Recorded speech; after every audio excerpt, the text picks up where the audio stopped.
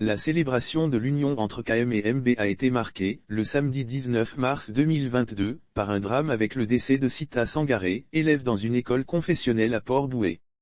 On en sait un peu plus sur la victime décédée lors du mariage qui s'est terminé par un drame, à la suite de l'accident survenu, le samedi 19 mars 2022, sur la route menant à l'aéroport, à Port-Bouët. Il s'agit de Sangaré Sita, âgée de 16 ans, élève en classe de 5e à l'école confessionnelle Mamba Insar située à Derrière-Warf, dans la même commune.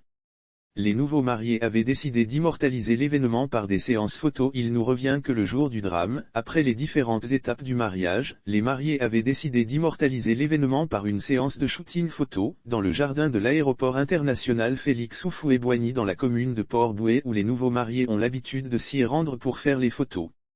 Sita Sangaré se joint aux nombreuses personnes qui célébraient l'union entre KM et MB et elle tient à participer à la séance de shooting photo.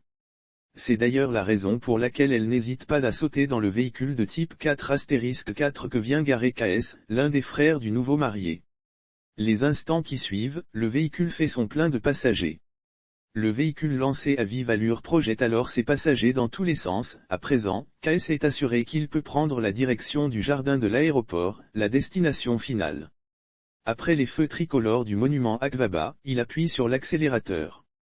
Mais le conducteur perd subitement le contrôle après avoir heurté un obstacle. Le véhicule lancé à vive allure projette alors ses passagers dans tous les sens, avant de terminer sa course dans le décor.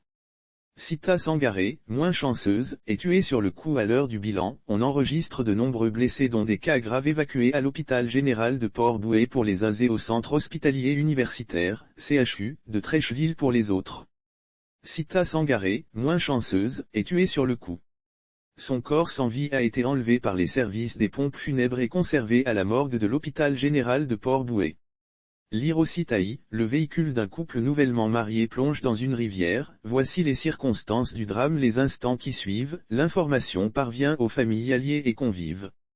Des personnes sont dépêchées sur le lieu de l'accident où les pleurs le disputent à la tristesse.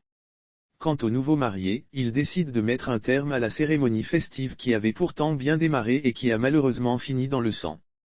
Hélas, 1000 fois hélas.